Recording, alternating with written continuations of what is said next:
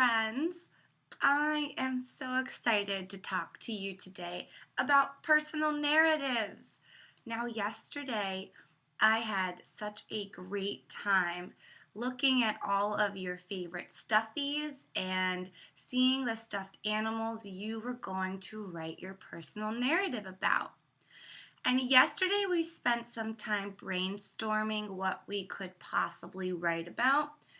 And some of you may have already started or even finished your opening sentence. Now remember, our opening sentence is our first sentence we use in our personal narratives. So remember what I say in class, friends. What is the first thing you do when you wake up in the morning? You open your eyes. So the first sentence you need in a personal narrative is an opening sentence. Very good. Now, whether you've finished your opening sentence, started your opening sentence, or you're just beginning it now, everything is okay. I've recorded this video for you so you can go at your own comfortable speed at home today. So press pause, rewind as many times as you need. Some of you may remember that yesterday I shared I will be creating a personal narrative about my stuffy Mickey. Now, because I'm pretending to be Mickey, I'm going to be using a lot of words such as I, my, and me. Remember, in a personal narrative, we use those words because we're talking about ourselves. So I won't be saying, this is Mickey, it's his birthday. I'll be saying, I am Mickey, it's my birthday. I hope that makes sense for you, first graders. So what's the first thing we need again? That's right, an opening sentence. Now, our opening sentence is supposed to get our readers very interested in our story. It's supposed to grab their attention and make them want to read more. So what can I say to open my personal narrative pretending that I'm this stuffed animal right here? I'm going to make sure that my sentence starts with a uppercase letter.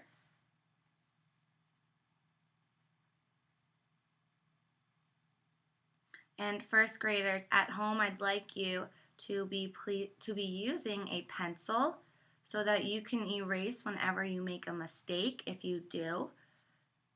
I'm using a marker today so that you can see it better on the screen.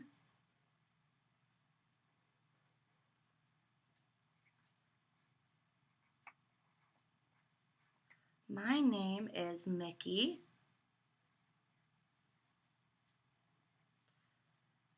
Notice how I'm using my and I.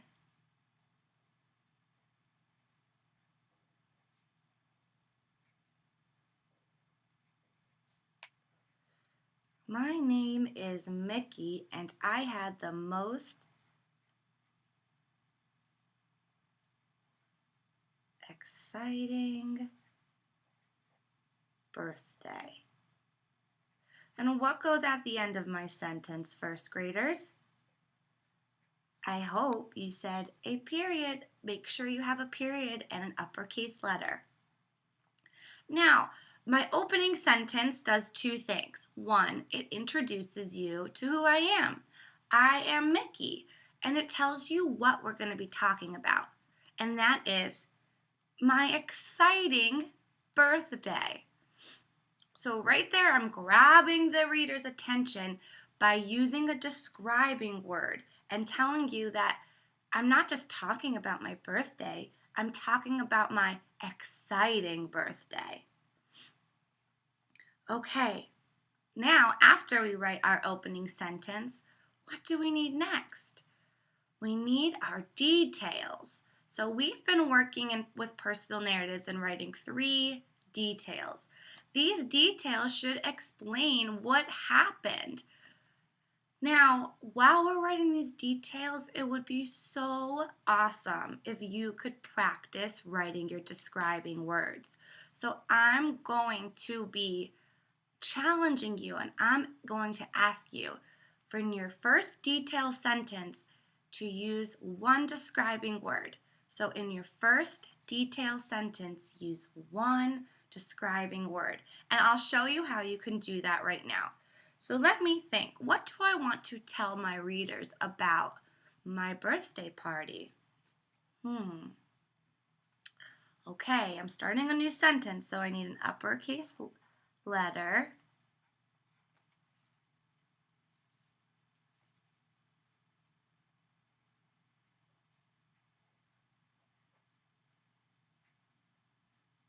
My best pals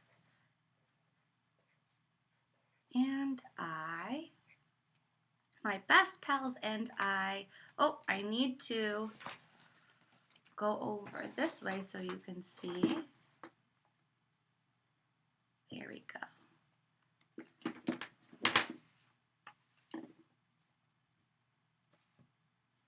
My best pals and I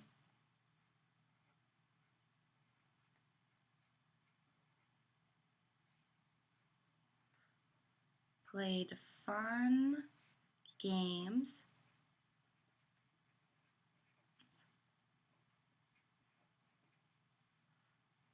for hours.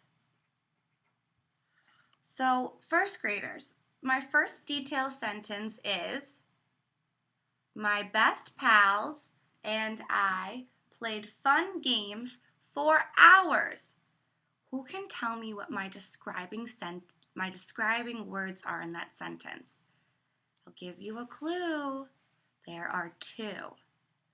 So if you said best for one, good job. What kind of pals? My best pals. Best is my describing word. I'm letting you know that I was with my closest friends that day. My best pals and I played fun games for hours. Can you spot that second describing word? If you said fun, then good job. We played fun games for hours. What kind of games? Fun games. So I'm letting you know that I enjoyed what we played. Now I'm double checking, making sure I ended with a period, and I know that I need another detail. So let me think. What else happened? Uppercase letter. My family. And make sure that we're kid spelling, friends. I definitely want to see your kid spelling.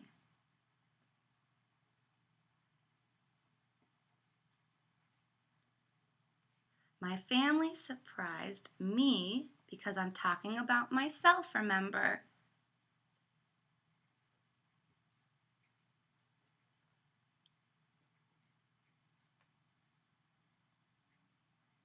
My family surprised me with my favorite cake. What kind of cake? My favorite cake. Favorite is my describing word right there. So far I have two detail sentences. If you need to pause to work on your first two detail sentences, or if you need to rewind and go back to the opening sentence, feel free to do that now. Go at your own speed. I finished my second detail with a period, and I know I need one more. And I think I want to talk about how I felt so my readers know how I was feeling on my birthday. Uppercase letter. I felt grateful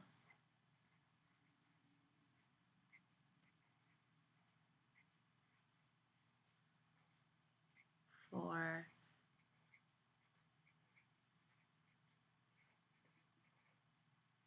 everyone's best birthday wishes. Best birthday wishes.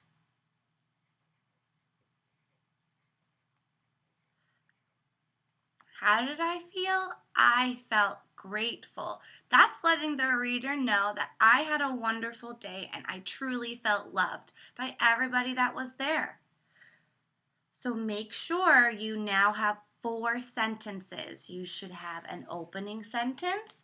My name is Mickey and I had the most exciting birthday. What's your opening sentence? How are you grabbing the reader's attention?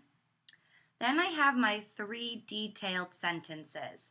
My best pals and I played fun games for hours. My family surprised me with my favorite cake. I felt grateful for everyone's best wishes. So what did your Stuffy do? What adventures did your Stuffy have? Talk about it as if you were your Stuffy. I want to be seeing the words my, me, and I in your personal narratives. Now, what comes at the end of my personal narrative? What's the last sentence we need? If we need an opening sentence to start, then we need a closing sentence to finish, right? And a closing sentence is supposed to wrap up our story and to let the readers know that it's the end of our story. We also sometimes want to remind the reader the point of the story. So you can do this by rephrasing your opening sentence and writing it in a different way. You can do a closing sentence by talking about how you feel. So for example, to end my personal narrative, I'm going to write I. Remember, a capital or uppercase letter to start your sentence.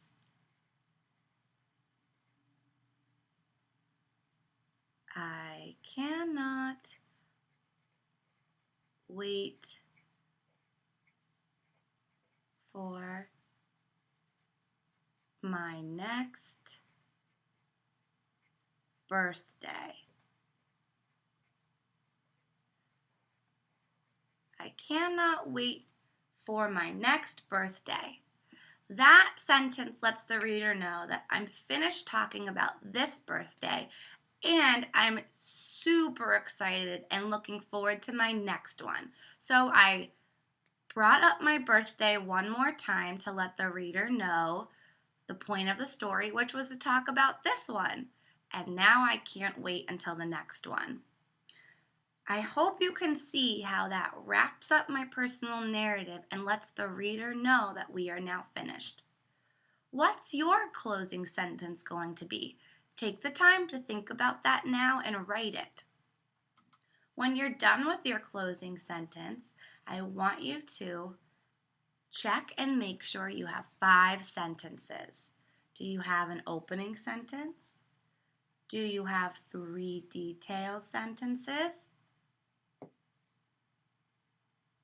And do you have a closing sentence? That's 1 opening, 3 details, which gives you 4, and then 1 closing. So you should have 5 sentences. Does every sentence start with an uppercase letter and end in a period? Now would be a good time to go check that. Okay, when you're finished with your narrative, I want you to keep it safe because we will be doing an activity tomorrow and we'll be sharing them with the class together. So make sure you keep these safe, first graders. I am so excited to see and listen to your personal narratives tomorrow. Good job, and don't forget, if you need a little bit more time, you can always rewind and listen to this again. See you soon, friends. Bye.